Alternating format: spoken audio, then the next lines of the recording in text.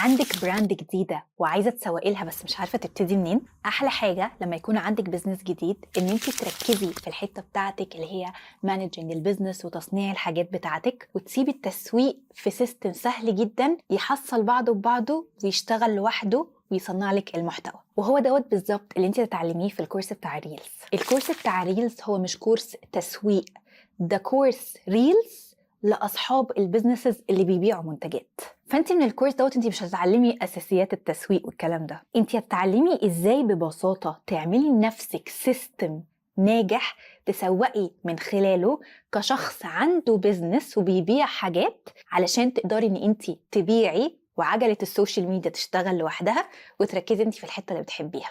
هو أول كورس معمول للبنات اللي عندها بيزنس بيبيعوا منتجات في الريجن. علشان تشتركي في الكورس اكتبي لي ريلز في الكومنتس وابعت لك كل التفاصيل.